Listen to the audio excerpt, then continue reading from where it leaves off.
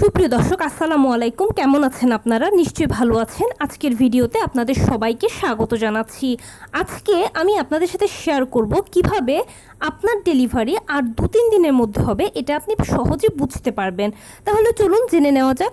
By the way, মূল ভিডিওতে যাওয়ার আগে একটা কথা বলি, আমি আমার চ্যানেলে pregnancy related, specially normal delivery related অনেক ইম্পর্ট্যান্ট তথ্য ভিডিও আকারে শেয়ার করে থাকি। এই তথ্যগুলো আমার পার্সোনাল এক্সপিরিয়েন্স ও আমার ডক্টরের সাজেশন থেকে নেওয়া।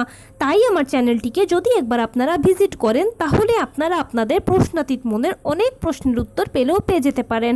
আমন্ত্রণ জানাবো আমার চ্যানেলটিকে একবার ভিজিট করে দেখার জন্য। এবারে চলুন মূল আলোচনায় যাওয়া যাক। আমি শুরুতেই বলেছি আজকে আলোচনা করব কিভাবে খুব সহজে আপনি বুঝবেন যে আর 2-3 দিনের মধ্যে আপনার ডেলিভারিটা শেষ হবে। দেখুন, আমরা সবাই জানি যে নর্মাল ডেলিভারিটা সিজারের তুলনায় খুব ভালো, কারণ সিজার হলো একটা ছোটোখাটো অপারেশনের আগে পরে বিভিন্ন ধরনের ঝুঁকি থাকে, বিভিন্ন ধরনের সাইড ইফেক্টস থাকে। সিজারিয়ান পেশেন্টকে সারা জীবনভর কিছু না কিছু রোগশোক বহন করতেই হয়। কিন্তু নর্মাল ডেলিভারি পেশেন্ট বা নর্মাল ডেলিভারি সিস্টেমটা তার সব কিছু থেকে ভালো। নর্মাল ডেলিভারির পেশেন্টও সারা জীবন ভালো থাকেন। সেজন্য আমরা সবাই নর্মাল ডেলিভারিকে পছন্দ করি, নর্মালে বাচ্চা জন্ম দিতে চাই। এখন নর্মাল ডেলিভারিটা কিন্তু প্রাকৃতিক পদ্ধতি, আর সিজারটা হচ্ছে প্রি প্ল্যান। সো আপনি সিজারের ক্ষেত্রে আগে থেকেই জানতে পারবেন সব কিছু, সেভাবে প্রিপারেশান নিতে পারবেন যে কোন দিন কোন সময় আপনার সিজারটা হবে। কিন্তু যেহেতু নর্মাল ডেলিভারিটা একটা প্রাকৃতিক পদ্ধতি, তাই এটা আসলে বলা যায় না কার কখন প্রক্রিয়াটা শুরু হয়ে যায়। নর্মাল ডেলিভারি সংক্রান্ত বহু ভিডিও আমার চ্যানেলে আছে, যেটা প্রয়োজন সেটা একটু প্লিজ সার্চ দিয়ে দেখে নেবেন। এখন বলছি কিভাবে সহজে বুঝবেন 2-3 দিনের মধ্যে ডেলিভারি হয়ে যাবে। প্রেগন্যান্সির প্রথম থেকে দীর্ঘ 9টি মাস আপনি বিভিন্ন ধরনের ভালো মন্দের মধ্য দিয়ে যখন কাটিয়ে আসেন, তখন 9 মাস মানে 36 সপ্তাহের পর থেকে কাউন্টডাউন শুরু হয়ে যায় আপনার ডেলিভারির। কেউ দেখা যায় 36 সপ্তাহেও ডেলিভারি হয়ে যায়, কারো 37-এ ডেলিভারি হয়, কারো 38-এ, কারো 39-এ, কারো 40-এ। বেসিক্যালি 37 থেকে 40 সপ্তাহ হচ্ছে ডেলিভারির সময়। নর্মাল ডেলিভারিটা এর মধ্যে হয়ে যায়।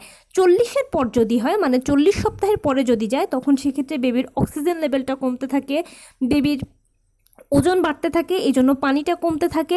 এছাড়া আরও বিভিন্ন ধরনের সমস্যা হয়। সবথেকে বড় সমস্যা হচ্ছে গর্ভের ভেতরে বাচ্চা টয়লেট করে দেওয়ার একটা প্রবণতা থাকে। আর গর্ভের ভেতরে যদি বাচ্চা টয়লেট করে দেয়, তাহলে সে ময়লাগুলো সে খেয়ে ফেলে, আর যার ফলশ্রুতিতে যে সমস্যাটা হয়, বাচ্চা মারা যায়। সেই জন্য নর্মাল ডেলিভারিটা 37 থেকে 40 সপ্তাহের মধ্যে হয়ে যায়, তবে অনেকের দেখা যায় আবার 36 সপ্তাহ হলে হয়ে যেতে পারে। এখন নিজের মধ্যে যখন দেখবেন এই 9 মাসে বা 36 সপ্তাহ বা তারপর থেকে যত সামনের দিকে আগাবেন, যখন দেখবেন যে আপনার থকথকে থুকা থুকা আঠালো জেলির মতো চাকা চাকা সাদা স্রাব যাচ্ছে, অথবা অনেকের দেখা যায় যে বেশিরভাগ মানুষেরই দেখা যায় এই স্রাবের সাথে রক্ত মিশ্রিত যায়, সেই রক্তের রং কখনোই লাল হয় না, সেটা হয় হালকা বাদামি কালার থেকে হালকা গোলাপি কালার, একদম পিরিয়ডের প্রথম দিনের মতো। আর এই জিনিসটাকে যদি আমি সহজ বাংলা ভাষায় বলি, আপনার পিরিয়ড শুরু হয়ে যাবে 36 সপ্তাহ থেকে। যত সামনের দিকে আগাবেন খেয়াল করবেন আপনি পরিষ্কারই আছেন, ক্লিন আছেন, কোনো অসুবিধা নেই। কিন্তু নর্মাল ডেলিভারি প্রক্রিয়া যখন শুরু হয়ে যাবে, তখন আপনার নিচের দিকটা ভেজা ভেজা লাগবে। আপনি যখন চেক করবেন, তখন দেখবেন যে আপনার পিরিয়ড স্টার্ট হয়ে গেছে। আর এর মাধ্যমে আপনি কনফার্ম হবেন যে আপনার ডেলিভারিটা নর্মাল ডেলিভারিতেই হতে যাচ্ছে, আর প্রক্রিয়াটা আস্তে আস্তে শুরু হচ্ছে। আর এই পিরিয়ড শুরু হওয়া মানে হচ্ছে আপনার জরায়ু মুখও একটু একটু করে খুলতে শুরু করছে। পিরিয়ডটা যখন শুরু হয়ে যাবে, তার 24 ঘন্টার মধ্যে বা তার আরও কম সময়ের মধ্যেও দেখবেন যে আপনার পানি ভাঙতে শুরু করে দিয়েছে। সেই পানিটা 1 ফোঁটা 2 ফোঁটা করে প্রথমে কারো কারো ভাঙে, কারো কারো তার থেকে একটু বেশি ভাঙে। কিন্তু যখনই পানি ঝরঝর করে প্রস্রাবের মতো ভাঙবে, তখনই হচ্ছে খুব মারাত্মক অবস্থা। কেননা এরকম ঝরঝর করে প্রস্রাবের মতো পানি ভেঙে যাওয়া মানে হচ্ছে বাচ্চা শুকিয়ে যাচ্ছে মায়ের পেটে, আর বাচ্চা এখন গর্ভের ভেতরে মারা যাবে। কেননা আপনারা সবাই তো জানেন যে বাচ্চারা এই পানির মধ্যে ভেসে থাকে, বেঁচে থাকে। এখন তার বেঁচে থাকার আশ্রয়স্থলটাই যদি নষ্ট হয়ে যায়, তাহলে সে আর কীভাবে বাঁচবে? সেই জন্য কখনোই ঝরঝর করে প্রস্রাবের মতো পানি ভাঙতে দেওয়া যাবে না। যখনই দেখবেন যে 1 ফোঁটা 2 ফোঁটা বা তার থেকে একটু করে আপনার বেশি পানি ভাঙছে, তখন সেক্ষেত্রে আপনি যে কাজটা করতে পারেন, আপনি বিছানায় শটান শুয়ে থাকবেন, বিছানা থেকে নড়বেন না। আর যদি কনফার্ম না হন বা আপনার যদি খুব কনফিউশন লাগে তখন সেক্ষেত্রে আপনি হসপিটালে চলে যেতে পারেন ডাক্তারদের অবজারভেশনে থাকলেন। কিন্তু যদি দেখেন যে শুরু থেকে আপনার একেবারে ঝরঝর করে প্রস্রাবের মতো পানি ভাঙা দিয়ে স্টার্ট হয়েছে, তখন সেক্ষেত্রে 1 সেকেন্ডও দেরি নয়, বাসায় থাকার কোনো সুযোগ নেই, আর আপনাকে হসপিটালে যেতেই হবে। ডাক্তাররা পরবর্তীতে তাদের যা যা করণীয় তাই কিছুই করবেন। এরপরে পানি ভাঙার 24 ঘন্টার মধ্যে আপনার পেইন চলে আসবে। কারো কারো দেখা যায় যে পুরো 24 ঘন্টাও লাগে না, তার আগেও পেইন চলে আসে। পেইনটা প্রথমে হালকা থাকবে, তারপরে মাঝারি হবে, এরপরে আস্তে আস্তে পেইনটা ভারী হবে।